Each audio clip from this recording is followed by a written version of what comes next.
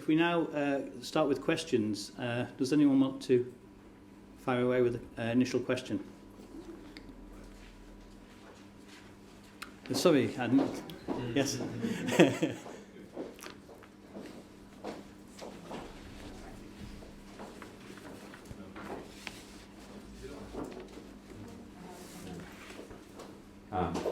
Thank you. English Tudor from the Centre for Ecology and Hydrology. Thank you to all the speakers for the encouraging and inspiring talks. I assume that you're mostly talking to the converted in this room. So my question is, what needs to happen? What can you contribute to providing more evidence about the socioeconomic benefits of this? Have any of you collected data that could help with cost-benefit analysis of these schemes? So that's really quantifying and monetizing what you've done. Who wants to take that one first? Kevin?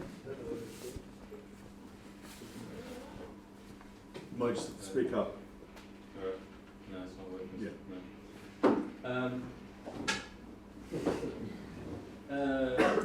Yeah, I think we're very pro-monitoring projects. There's not always funding to do that. So somewhere like Australia Road is being monitored for its, because there's also obviously all sorts of aspects we need to be looking at. A lot of focus is on the performance aspects. So how much water does it manage, to what rates, things like that. So things like Australia Road is doing that. But I think we need to develop a kind of comprehensive sort of platform of monitoring of people as well. So at Australia Road, susdrains have recently done research looking into people's feelings about the space and how that's changed and how their use of transport has changed and how they're talking to each other. And I think those sorts of things are really important, but we need to be thinking of that strategically right from the beginning of projects, so that we're actually understanding how a community thinks about itself now and seeing and properly monitoring those changes as we would looking at, well, how does the landscape perform now hydraulically, and now how does it perform once we've put soot in it? I don't think there's enough going on to give us as much ammunition as we need.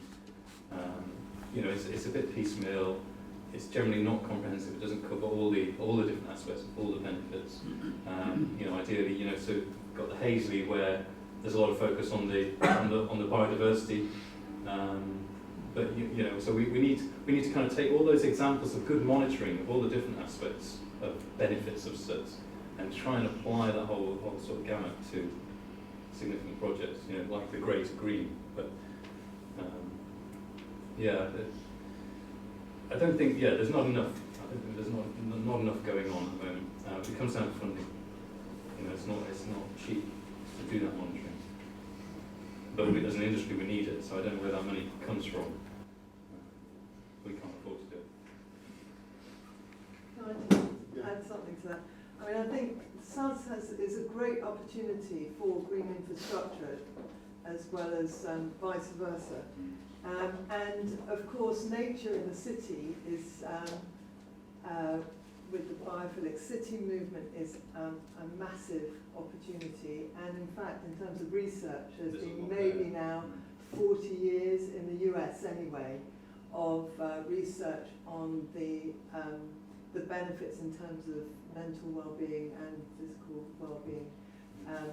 And so it's not hard if we haven't got exact data. There's quite a lot of other data we have to be imaginative about pulling in order to it could be results in the classroom, as a result of having had some practical, hands-on sort of sticking your fingers in the soil and the water that has enhanced concentration. So I hate this monetarised business. But we do need to have some way of collecting this information. But there is a bank of information which is out there and not completely irrelevant. Yeah, just to say, I mean, with the Greater Green, we have another 2 phases to go, and it's likely that we'll be needing to demonstrate the performance of the first phase economically, because the question's going to be asked. So it's a few years away yet, but that will be one that we'll have to demonstrate. What is the perceptual change of an area? What has been the outcome in terms of the square meterage of office space and numbers of employed. You know, how has that supported that process in the intervening years before we do the next phase? Yeah. I think Syria's done very good few documents, but one at the end it's called the ripple effect of understanding the benefits, which I think is a really nice term. Yeah. Robin? I was just going to say, not directly related to that, but TfL has produced what's called the Valuing Urban Realm Toolkit. And the reason it's done that, it was always traditionally been very difficult to try and put a monetised value onto public realm. And it's worth going onto our website. You should be able to find that. It's quite... We've gone through a series of iterations to produce what's a more sort of user-friendly one. The first one was a sort of a massive amount of input going into the sort of minutiae, but it's much better. It's much more user-friendly. It's more simple to understand. But that's a sort of an attempt to try and do that mainly for business cases, and also for arguing with developers to say, okay, you know, there's a positive benefit to this. This is what you need to contribute on, you know, all that sort of stuff. But I mean, it's a good point in terms of we haven't specified SUDs in that, although we are doing some research at the moment into commercial properties which we hadn't captured before. But maybe that's another piece of research we need to do. Okay, thanks, Paul. Paul Sheffield from Syria. I just had a point and followed up my question. So, with regards to quantifying and evaluating the benefits of SUDs, we have a tool which is built on some of the stuff in the ripple effect, which is looking at more, I suppose, more holistic, more comprehensive suite of benefits around benefits of SUDs, and that's called Benefits of SUDs Tool BEST, and that's available on the susdrain website. But my question's for Roger. Knowing what PFI schemes are like and how people don't necessarily like to do anything too bespoke, have Amy looked at the variation between the maintenance of a traditional drainage scheme and a SUD scheme for looking at the implications for greater green at all? Or how did you deal with their concerns about? I mean, all we did there was a balanced scenario. Yeah. We didn't sort of do a kind of high-level comparison. It was what's the net extra maintenance when we've, took off the change in the infrastructure of the highway. And was there much? No, there was hardly anything. Okay. But yeah, when you obviously looked at the landscapes, well, this is the issue. We've got SUDs and we've got landscape integrated. So teasing the two apart isn't necessarily straightforward. We have a relatively floriferous meadow there that's quite an unusual vegetation, but appropriate to the setting because it's reported to the landscape. But they weren't, after the discussions, they weren't scared off by the maintenance of lines? No. Okay. Question at the back. Robin Valentine, Kent County Council. Question for Roger on Sheffield. What was the main sort of motivator on the funding mechanism originally for Greater Green? Was it flooding or was it urban realm regeneration? Yeah, very much economic. Economic. And I mean, the ERDF and the SCRIF funding, Sheffield City Region Infrastructure Fund, were completely about the economy of the area and changing the character of the area, and it was a physical infrastructural improvement. And then the choice was to add SUDs or water? Yes, it was completely a choice to, I mean, as I said, it was very much a regeneration-driven project. The SUDs was a choice of design.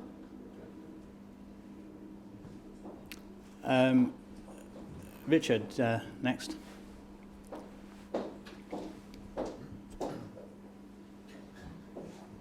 Richard Ashley. Most of the presentations, if not all, I don't know if some of Kevin's were new build, but you were all talking about retrofits. What are the messages now for our house builders? Because although retrofit is of course the biggest challenge and where the biggest opportunities are, it's the house builders that are now sailing away into the sunset, not doing SUDs, and then we're going to have to refit them at some point in the future. How can we do something about this? And England's completely screwed itself in not commencing Schedule 3. But you're all selling stories of really great buy-in to retrofits. Can we not try somehow and turn that round into new builds? I know Roger's doing that because I know what he's doing, but how do we get more house builder buy into this stuff? Move to Wales.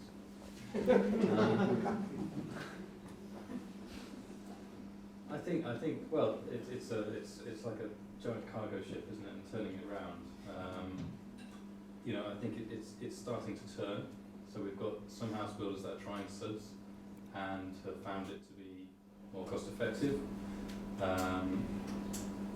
But I think it is a mind shift, isn't it? It's a big mind shift, and they have existing sort of ways of doing things, and it means engaging someone to do drainage early on in a project, you know, which historically they've never done. They come in post planning, and I think in some ways I don't think you can't turn them around overnight. I think that's unless you've got a big stick, which you know might have happened if we had this house. Otherwise, I think it's just going to be about wearing them down with exemplars, with evidence, and ideally communities, people. The more people that are aware of SUDs and the benefits of SUDs, then people start asking for it, lobbying councillors and say, look, we want this other development, we want like that project there. A bit like Kevin MacLeod is trying to do with the nature of housing design itself, trying to challenge the house builders. By presenting the public with an alternative. But it's going to be slow, I think.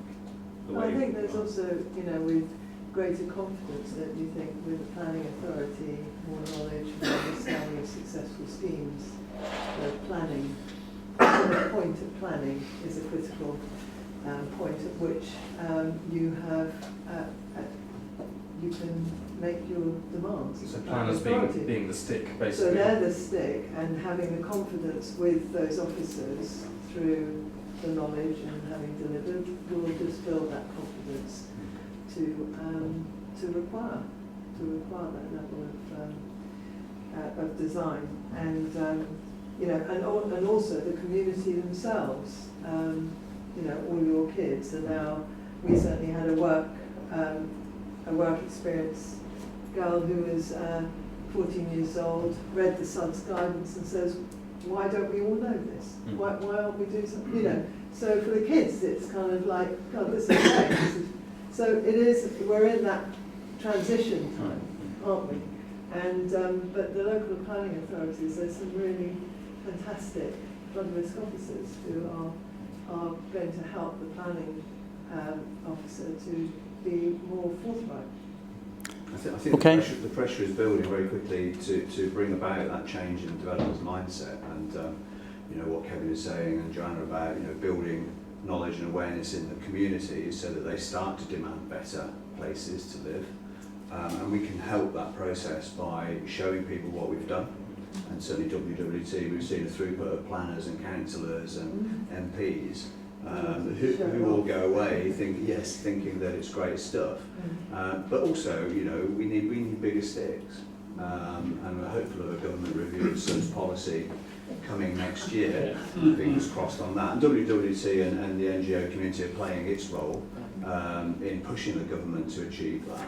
So I think everybody needs to build the pressure where they can, and certainly our demonstrations can help that. And also the drainage action plan, which is just about to be released. And the other thing I was going to say, I went up to, I don't know, those of you that know London, Kidbrooke Village, which Berkeley are doing down in South East London. And there's some amazing swales and other SUDs in there, both wet and dry swales there. So they are starting to engage with SUDs, I think house builders are.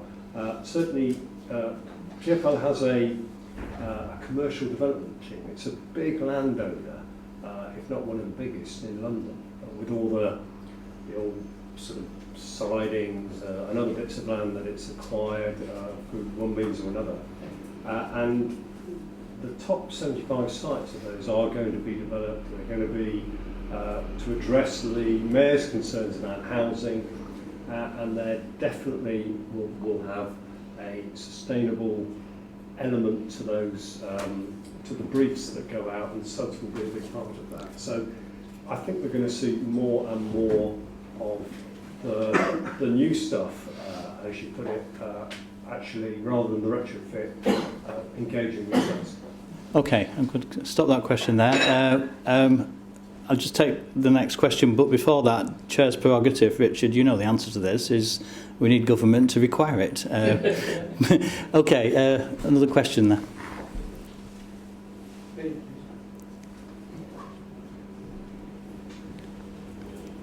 Howard Gray from Green Blue Urban. I'd just like to ask, where do you think the monitoring or the implementation comes under? Should this be a matter of building control, do you think, long term, for implementation of SUDS? Or is this going to be a planning issue? We come across a number of issues where you should go through planning and it's well designed, but it actually doesn't happen on the grounds of not financially viable. And I'm just very concerned at that hurdle. How are we going to address that? Who wants to take that one? I would have thought it's the same sort of question, and it's the planning authority and ensuring that that the scheme is delivered according to the permissions and any section 106s, and that's I think most of the time in our world there's a real interest in doing that. It's very much up to the design team to ensure that very early in the process the scope has been worked out, so that the finances and the costs are all embedded in the project, and that needs to be done very early on, rather than later, where it can then be extracted. So it's to do with it being seen as a holistic, integrated water management, and that's not just for surface water, it's for water resource and storage and recycling. So. And that's more a part of master planning, and essentially building control doesn't do master planning, it's planning that does master planning. Is that the answer? Yeah. Another question.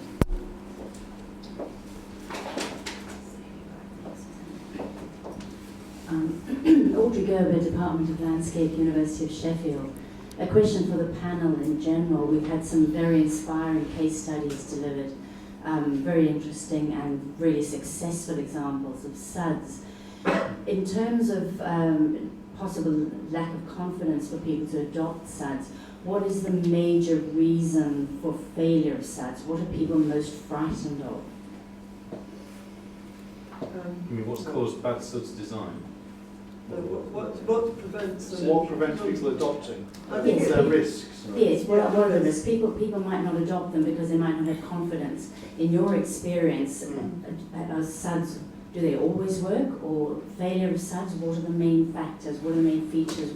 How they fail? Well, I think with our, just quickly picking up our steering group, it was, I mean, a lot of people have put water into pipes all their lives, and so it's a completely new notion to daylight it, to put it on the surface. It's not a new notion, but it's an area that's not particularly comfortable with. And then you've got the green infrastructure coming in, so you've got highways authorities that are having to embrace green infrastructure, and I think there is a newness to that experience, which for others is not an issue at all. So it's just, I think it's to do with confidence. Yeah, and I think that Kevin, your point there about design, it is, I think there's a lot of concern about maintenance, but it's sort of their view is SUDS is SUDS. There's not a good or bad SUDS. They don't make that sort of distinction. So they see examples of bad SUDS. It looks awful. It's a bad. It's a maintenance liability.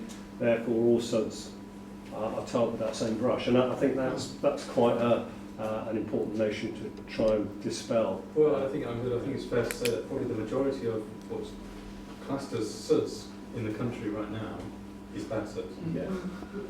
It is difficult to maintain. It's dangerous. It needs to be fenced off. All sorts. It doesn't perform very well, and that will probably be 90% if not more, of the suds that's out there right now today is bad examples. So 90% of the time, that's what people are experiencing. So that's probably, that right now is probably our biggest hurdle. But that comes down to, at the end of the day, well, either planners or designers. And I think a lot of those such designs are going in by designers that don't know how to design suds. Okay. The other issue is that people don't understand how suds function. It's different, but they don't understand. So I'll have our highway aiming people make an assessment of how to maintain something, and they'll make huge assumptions. And it's like, no, it doesn't work like that. They've actually not understood how it functions and what goes in behind the design and the principles of suds. And therefore, they're always going to overcost, so that the risk to them is very high as a result of that. And that was certainly part of the idea of this, was to try and educate, probably patronising, to inform people about some of those principles which make suds possible, that are possible, and to understand how you can do it and show how it can be done well.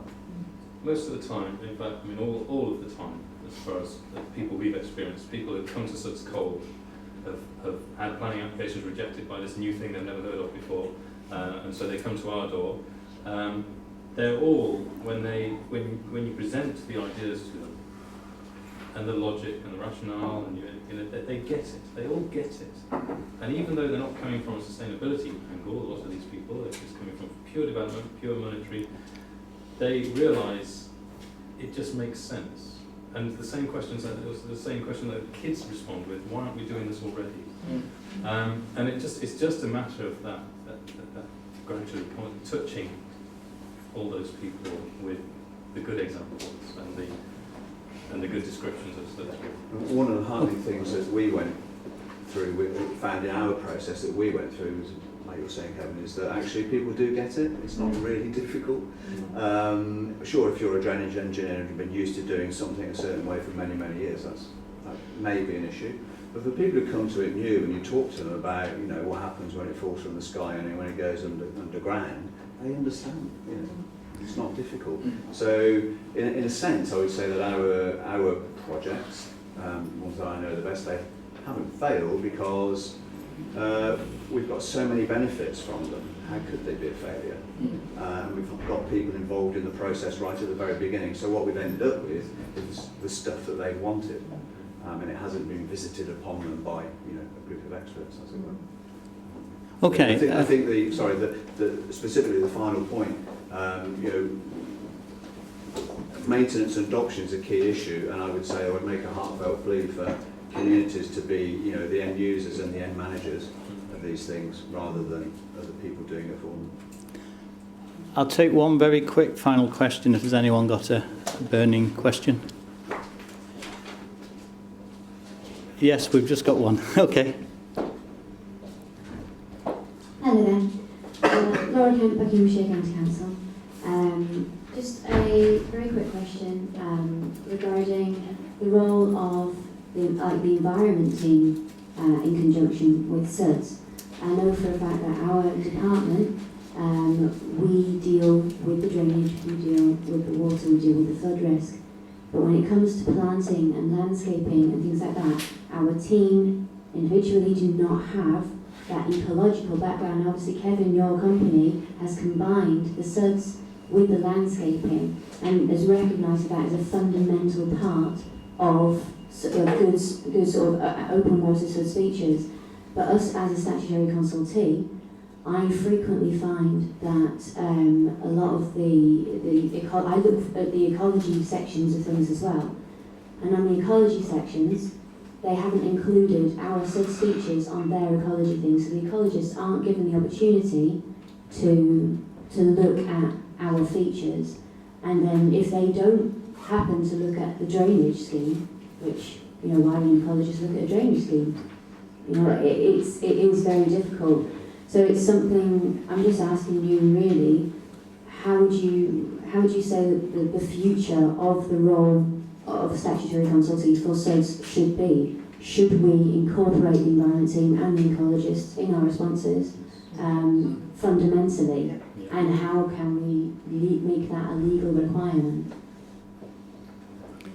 Very quickly then, I noticed everyone was nodding there, so that was a yes for the principle of that. Well, I But think certainly, I mean, what we experience time and time again is how councils are completely siloed, and how one department won't have the foggiest that this department's doing a sub scheme, even though it brings benefits completely in their remit. And really, that's what SUD is crying out for, is that joint thinking, because it benefits. If you think of departments, it benefits the, transport, biodiversity, sustainability, landscape, urban, public realm, as well as then all the flood management and stuff like this. But a bit like the catchment-based approach, which is happening around the country, where we're looking at whole river catchments, ignoring county boundaries, and working with wildlife trusts, rivers trusts, councils to work on a particular river catchment. I think councils need to be thinking as SUD as being an umbrella that crosses, housing, social, it covers just about every aspect, and it really needs those departments to be communicating at some level about SUDs, to understand how each other's remit fits together in SUDs, how you make that happen. Great opportunity for capacity building. I'm going to. Just that, I'm sure Kevin would agree. This new profession, the SUDS designer, it's not just about drainage engineers, and virtually every LLFA will have drainage engineers only employed within them. They need to think wider in the way they recruit and diversify the skill base just within the team. Okay, I'm going to stop the debate there. We need to wind up. I'm just going to attempt very rapidly to summarise. We've had 4 excellent presentations today. I hope everyone will agree that. Andy gave us a very good presentation about schools, some pretty awful schools on the before pictures, and some really nice SUD schemes. If we're talking about measurement, I would suggest that probably the kids in those schools are attending school more regularly, less absences, they're performing better, and they're probably going to have higher and academic results at the end of it, if we do want to measure everything, if we don't really believe all this. We then had Kevin, who as usual gave us an inspirational presentation with some really good schemes. Again, the key message was integration, not just designing SUDs. The whole point of this is to create places that are attractive places. Roger had a presentation really on a fantastic flagship scheme in a central city area, a challenging environment if there was one, and that certainly had a wow factor. And again, if we want to measure things, I'm sure there'll be less turnover in the offices that front onto that. They'll probably command a premium on their floor space lets, etc., etc. What he also said was it was a very important thing about project management and a commitment to a good design team and having everyone buy into that, and I think that was a key message from him. Robin and Joe, really good that London is doing something and leading the way here, and I'm hopeful that with London doing something we can get more traction on government nationally to see that SUDS needs to happen. The key message was that London has flood risk, and SUDS is a way that of reducing that, and that needs to be said more often and more strongly, I think. Again, a very holistic approach, integration. If I can give an advert, my other specialism is transport, particularly tramways in urban areas. We should be building more tramways in the UK. Tramways are a good way of delivering green infrastructure. Tramways can run through grassed environments. We don't need asphalt. We need to think more holistically about the sorts of public realms we're creating and how people move around it. Okay, I said I would try and keep brief. That's the summary of the presentations. I think the key messages that I hope perhaps you'll take away from you are this key one of integration and not just thinking SUDS in a silo. And I think that's, for me, has been a good message today. I won't burden you with any more key messages. I think that's probably enough. Integrate and creating nice places. Croydon, I would say, my impression of Croydon is not a nice place. Its redeeming feature for me is its tramway. it makes it a better place. But I was really interested in Ruskin Square, and I'm sure John Ruskin would approve of everything that we're doing, and creating nice places, engaging people and creating well-being. And I think if you could take that message home, it would be a good one to have. Okay, I'd like us to thank the speakers in the usual way, please. We've had 4 excellent presentations.